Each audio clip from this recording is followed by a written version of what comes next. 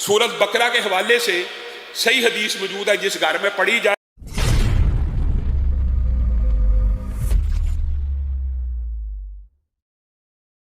اس گھر میں سے شیاطین بھاگ جاتے ہیں۔ 40 دن کی روایت بھی موجود ہے، 40 دن لگاتار جہاں پہ پڑھی جائے اس گھر میں جنات اور شیاطین کا قدم نہیں ڈلتا۔ آپ لوگوں کے پاس بھاگتے ہیں، پیروں فقیروں عاملوں کے پاس۔ اگر آپ نہیں سورت بقرہ پڑھ سکتے 40 دن، آپ اپنے بچوں کے درمیان تقسیم کر دیں، بھائی آدھا سپارہ آپ پڑھ لیں، آدھا آپ پڑھ لیں، آدھا آپ پڑھ لیں، آدھا آپ پڑھ لیں۔ سورت بقرہ گھر میں پڑھنا یہ باعث برکت ہے، جنات کو بڑھاتا۔ بالفرض آپ کے بچے اور آپ خود اس کے اوپر محنت نہیں کرتے تو کم از کم کسی ویڈیو کے اوپر، کسی سی ڈی کے اوپر، کسی آڈیو کے اوپر اس سورت کو 40 دن تک ہر بندے کو کم از کم اس کی ابتدا 40 دن کا یہ پروسیس مکمل کرے، اور اس کے بعد آخری دو آیات جو پہلے آپ کے سامنے رکھی تھی ان کو پڑھنا شروع کرے۔ اور اسی سورت کے اندر ایک آیت ہے، ابی بن کعب خود بیان کرتے ہیں، رسول اللہ نے مجھ سے پوچھ لیا تو جانتا قرآن پاک میں، پورے قرآن پاک میں سب سے عظمت والی آیت کون سی ہے؟ تو میں نے کہا اللہ کے رسول آیت الکرسی ہے۔ تو رسول اللہ صلی اللہ علیہ وسلم خوش ہو گئے اور سینے پہ پیار سے ہاتھ مارا، اے ابو المنظر، ابو المنظر بھی کہہ سکتے ہیں، اور عربی میں یا حرف ندا اس کی وجہ سے، اے ابو المنظر تجھے یہ تیرا علم مبارک ہو، تو نے درست پہچانا اس کلام حمید میں سب سے عظمت والی اگر کوئی آیت ہے تو آیت الکرسی ہے۔ اب مجھے ایک بات بتلائیے، حضرت ابو امامہ بیان کرتے ہیں کہ رسول اللہ صلی اللہ علیہ وسلم سے میں نے ایک حدیث سنی، یہ حدیث آپ نے سننی اور یاد رکھنی کہ اسم اعظم ہے اللہ کا، ایک ایسا اسم بھی ہے کہ جس سے اللہ کو پکارا جائے تو اللہ تعالیٰ وہ دعا فی الفور قبول کر لیتے ہیں، اسی لمحے میں، اسی وقت میں۔ اور ابو امامہ کہتے ہیں رسول اللہ صلی اللہ علیہ وسلم نے فرمایا وہ اسم اعظم سورت بقرہ میں بھی ہے، سورت آل عمران میں بھی ہے، اور سورت طٰہٰ میں بھی ہے۔ کہا رسول اللہ نے بس مجھے میرے سامنے یہ بات کی تو میں سورت بقرہ کھول کے بیٹھ گیا، سورت آل عمران کھول کے بیٹھ گیا، سورت طٰہٰ کھول، یہ صحابی کا قول ہے۔ رسول اللہ سے سنا اور اس کے اوپر غور و فکر کرنے لگے کہ یہ کیا رسول اللہ نے بات کی ہے۔ کہا پھر میں سورت بقرہ کی اس آیت پہ پہنچا، اللہ لا الہ الا هو الحی القیوم، تو میرے ذہن میں آیا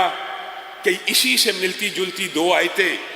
آل عمران میں اور طٰہٰ میں موجود ہے، الف لام میم، اللہ لا الہ الا هو الحی القیوم وَأَنَتِ الْوُجُوهُ لِلْحَيِّ الْقَيُّومِ، یہ تینوں آیتیں کہا مجھے مل گئیں اور مجھے پکا یقین ہو گیا، یعنی تینوں آیتوں میں کیا چیز ایک سی ہے۔ اسی وجہ سے محدثین نے، اور میرے جو نانا تھے خود بڑے شیخ الحدیث تھے حافظ محمد گوندلوی رحمہ اللہ، انہوں نے اسم اعظم کی دیگر احادیث اور اس حدیث کو مد نظر رکھتے ہوئے ایک وظیفہ لوگوں کو بھی اور ہماری فیملی کو بتایا کرتے تھے، اور وہ کہتے تھے کہ مجھے یقین ہے، جیسے یہ ابو امامہ کی حدیث کے الفاظ ہے اور دیگر بھی اسم اعظم کے حوالے سے 3 حدیثیں موجود ہیں، میں یہ سمجھتا ہوں کہ کوئی شخص اگر اسم اعظم کو پانا چاہتا ہے تو وہ یوں کہے بسم اللہ الرحمن الرحیم۔ یہ بسم اللہ الرحمن الرحیم بھی شامل ہے، الف لام میم اللہ لا الہ الا هو الحی القیوم یا واحد یا ذی الجلال والاکرام، یہ مشکل نہیں ہے۔ بسم اللہ الرحمن الرحیم، الف لام میم اللہ لا الہ الا هو الحی القیوم یا واحد یا ذی الجلال والاکرام۔ اور ان کا یہ کہنا تھا، میں نے اپنے جتنے نمازیوں کو، اور اللہ کے فضل و کرم سے تحدیث نعمت کے طور پہ کہہ رہا ہوں، ان کا ہی صدقہ جاری ہے، جس ساتھی کو یہ وظیفہ بتایا کہ یہ 313 مرتبہ پڑھ کے اسم اعظم کا واسطہ دے کے اللہ سے دعا کریں، آج تک ابھی تک مجھے کسی شخص نے یہ نہیں کہا کہ میری دعا قبول نہیں ہوئی۔ ہاں یہ ضرور کہا ہے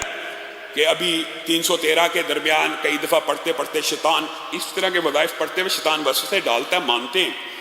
تو پورے نہیں ہو سکے۔ تو جو بندہ یہ سمجھتا ہے ایک دفعہ 313 مرتبہ ایک نشست میں نہیں پڑھا گیا، توڑ توڑ کے پڑھ لے،